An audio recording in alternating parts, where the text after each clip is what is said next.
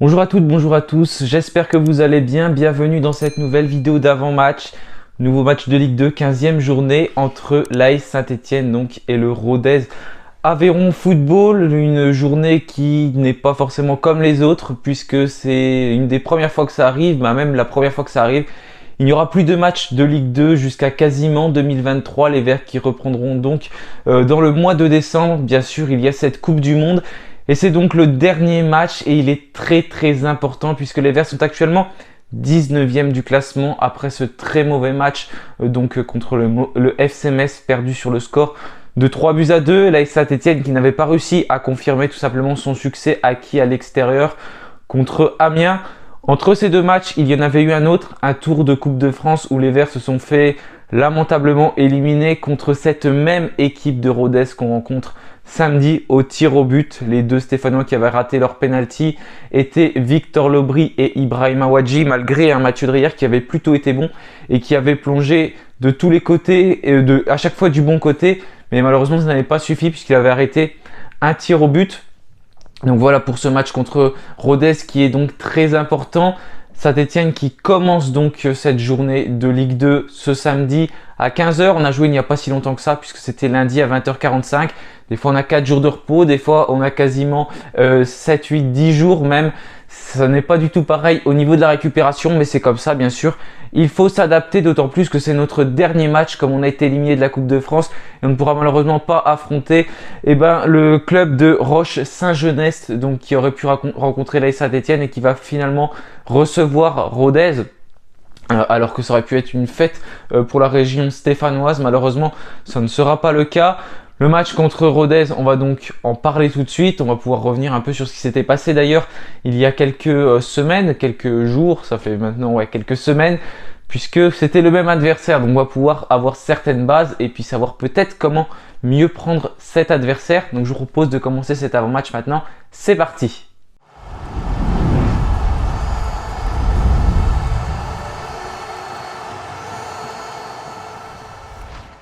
Et voilà, à l'heure actuelle, Saint-Etienne est 19e de Ligue 2 à l'aube de la 15e journée. Forcément, on peut se poser plein de questions. Est-ce que les joueurs sont vraiment impliqués? Est-ce qu'ils ont pris conscience de la situation? Est-ce qu'ils respectent vraiment le plan de jeu de Laurent Batles? En tout cas, c'est en conférence de presse à chaque fois. Il a l'air de revenir un petit peu là-dessus et ça n'a pas l'air totalement de le satisfaire. Là, il avait quand même dit aux joueurs de bien rentrer dans le match et contre Metz, on a bien vu que ce n'était pas le cas. Si on en prenait 2-3 au bout de 15 minutes, ce n'était pas volé du tout. Voilà, à chaque fois, Jean-Philippe Crasso, qui apparemment n'aurait pas respecté certaines consignes selon des insiders, Mohamed Touachter notamment.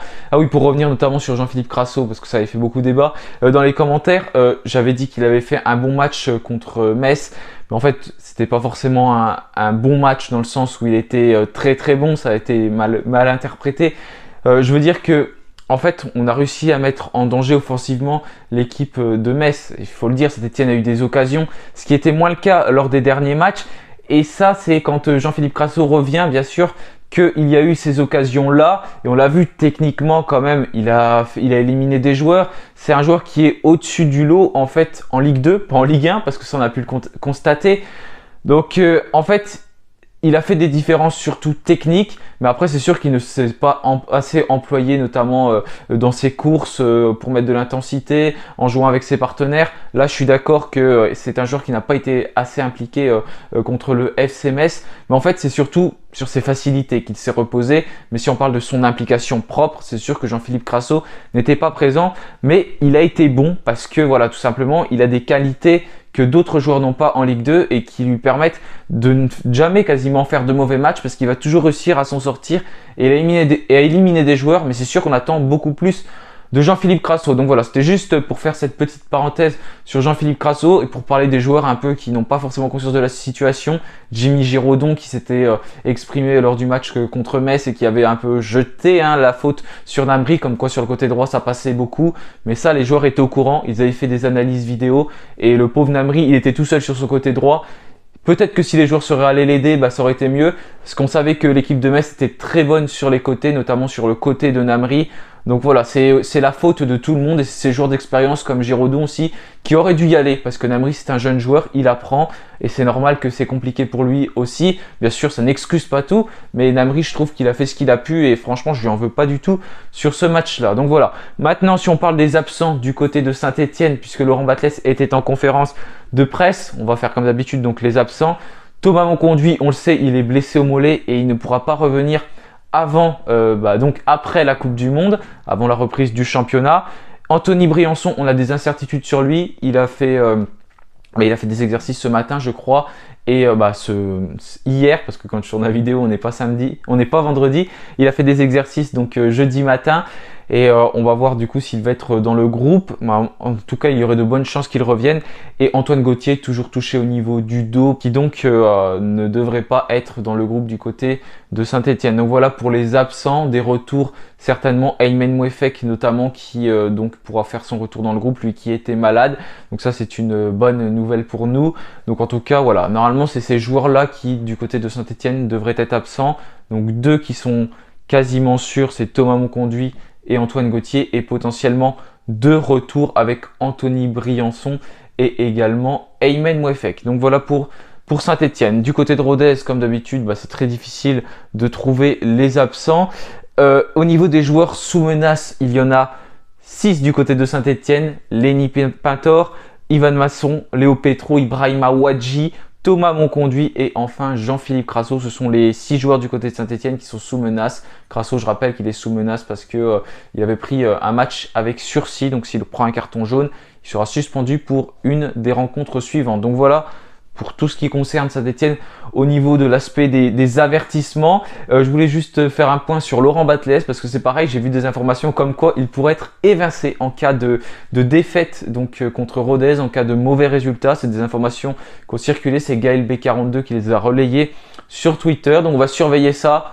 Vous le savez, pour moi, ce n'est pas la solution. Je sais que beaucoup veulent le départ de Batles, mais ça ne changera rien puisque la direction ne doit pas prendre cette décision. S'ils veulent prendre une décision, la direction, ce serait peut-être plutôt de partir, de laisser leur place. En tout cas, en interne, c'est pas le clan Rustem, Loïc Perrin qui voudrait donc évincer Laurent Batles, si j'ai bien compris, mais c'est plutôt les présidents Roland Romeillet et Jean-François Soucas qui ont donc eu une discussion à ce sujet. Donc voilà, pour moi ce n'est pas du tout la solution. D'ailleurs pour ce match, c'est les Magic fans qui ont fait appel à emmener des masques, je pense que vous avez vu sur Twitter, des masques de clown à l'effigie de Jean-François Soucas, de Bernard Cayazo et puis également de Roland Romeillet. Donc c'est une action qu'ils vont mener en tribune. Donc si vous voulez imprimer ces masques, ils les ont postés sur Facebook et sur Twitter notamment. Donc voilà pour l'actualité stéphanoise entre guillemets. En tout cas, on va surveiller ce qui va se passer en tribune parce que ça pourrait gronder.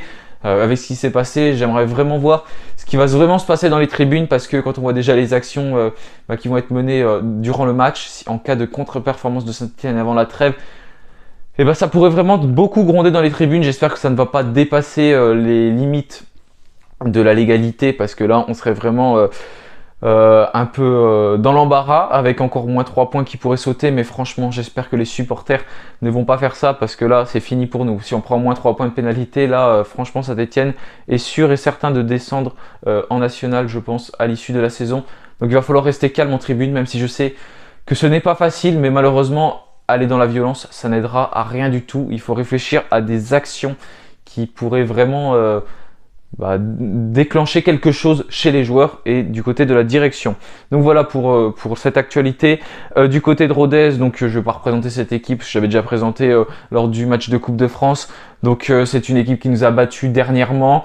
Quand ils ont joué contre nous, en fait ils n'ont pas forcément été bons, c'est leur gardien qui avait sorti un très très gros match. Et Saint-Etienne avait pourtant eu des occasions mais n'avait pas réussi. Mathieu Dreyer au contraire n'avait pas du tout été sollicité durant cette rencontre. Donc j'espère que Laurent Batles a bien vu ce qui s'est passé. Je pense qu'il y a une grosse analyse vidéo faite de la part de Romain Brods, donc l'analyse vidéo de Saint-Etienne, et voir en tout cas ce que les points faibles à exploiter du côté de Rodez, parce qu'il n'y a pas d'excuse. C'est une équipe qui est 18e, donc juste devant nous, qui sommes 19e, donc avec nos 11 points. C'est pour ça que ce match il est super important parce que imaginez si on perd et que ça gagne devant, on pourrait potentiellement être à plus de 6 points d'écart entre le premier et non relégable, ce qui serait vraiment énorme à quasiment, on n'est pas à la moitié de ce championnat, mais on arrivera à la 15e journée, et mine de rien, il avance. Et si on n'arrive pas à prendre des points, derrière, ça va être très très compliqué. Parce que pour l'instant, le rythme qu'on a, c'est clairement un rythme de relégable. Mais ça, vous le savez, c'était le même rythme l'année dernière. Donc voilà pour cette équipe de Rodez qui n'est pas forcément très en forme non plus. Parce que même s'ils ont gagné en Coupe de France, ils ont perdu lors du dernier match qui était donc contre Grenoble sur le score de 1-0. Un match qui s'était disputé chez eux. Donc voilà, eux aussi, ils ont à cœur de se racheter.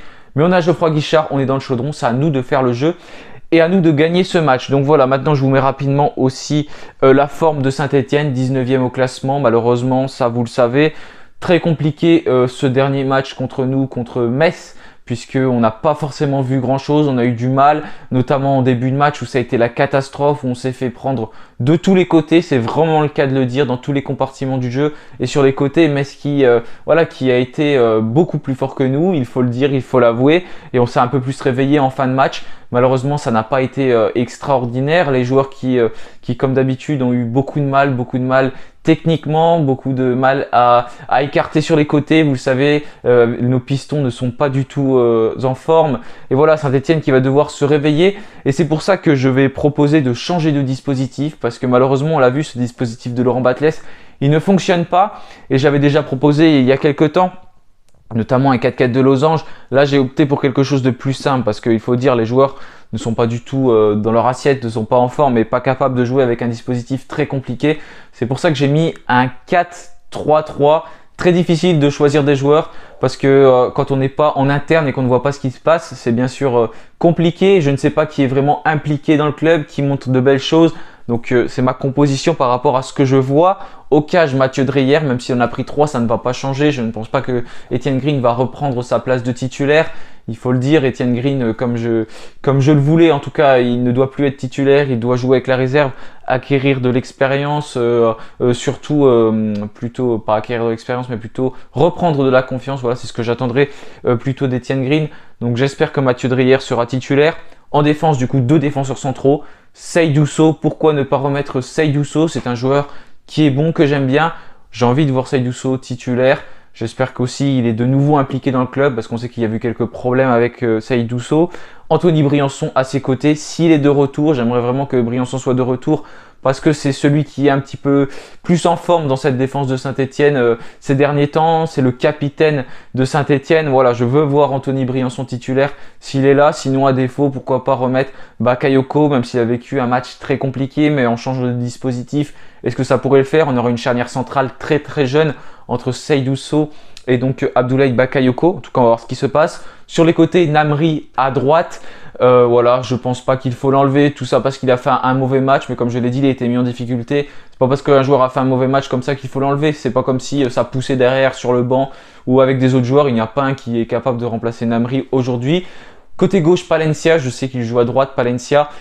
Mais voilà, il faut tenter des choses. Masson, c'est qu'il a été bon côté gauche alors qu'il est droitier. Pourquoi pas Palencia? Il a très très peu joué dans sa carrière côté gauche. J'ai regardé un peu, c'est vraiment quelques matchs. Mais pourquoi pas tenter Sergi Palencia côté gauche? Voilà, c'est un joueur qui défend pas trop mal par rapport à nos autres pistons, notamment Masson. Donc voilà, je voudrais bien tenter Sergi Palencia sur ce côté gauche. Au milieu de terrain, Benjamin Bouchouari aligné avec Mouton et Victor Lobry. Victor Lobry, j'ai envie de le voir dans ce poste de numéro 10, un poste où je trouve il est très très bon. Il va pouvoir peut-être faire ce lien entre le milieu et l'attaque, c'est pour ça que je le mettrai. En attaque, j'ai fait souffler, pas Jean-Philippe Crasso, mais Dylan Chambaud, un peu moins bien ces derniers temps, même si j'ai pas trouvé que c'était le moins bon contre Metz, mais je pense qu'il a besoin de souffler un petit peu, Dylan Chambaud. C'est pourquoi je mettrai Mathieu Cafaro. Mathieu Cafaro, il a fait une très belle entrée, j'ai trouvé, lors de la dernière rencontre, notamment avec sa patte sur les coups de pied arrêtés, etc.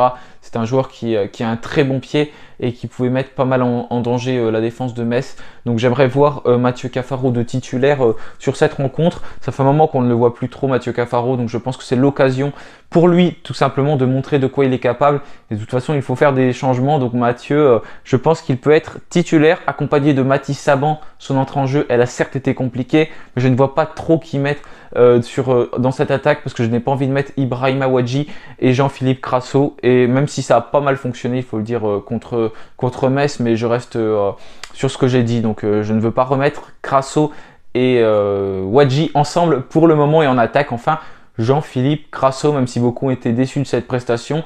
Et moi aussi, hein, même si j'ai dit qu'il était bon, mais comme je l'ai dit tout à l'heure, c'est un joueur qui s'appuie sur ses qualités en Ligue 2, ce qui n'était pas le cas en Ligue 1. C'est pour ça que je veux voir Jean-Philippe Crasso titulaire, parce que tout simplement c'est notre élément offensif qui est le meilleur, celui qui peut emmener du danger. On a vu sans Crasso, bon, on est nul. Donc voilà, je voudrais mettre Jean-Philippe Crasso tout simplement devant tout seul. Donc voilà, merci. N'hésitez pas à me dire ce que vous avez pensé de cette composition. Qu'est-ce que vous feriez? Est-ce que vous adopteriez un nouveau système? Est-ce que vous resteriez sur l'ancien, sur celui de Laurent Batles? J'attends vos avis en commentaire. Merci à vous d'avoir regardé la vidéo. Je vous souhaite tout simplement un bon week-end. On va suivre ce match avec attention. Il va falloir en tout cas être très très fort parce qu'en cas de défaite, Saint-Etienne serait vraiment en danger. C'est tout simplement le match de la peur. Voilà, merci à tous d'avoir regardé cette vidéo. Et puis bien sûr, allez les Verts, salut!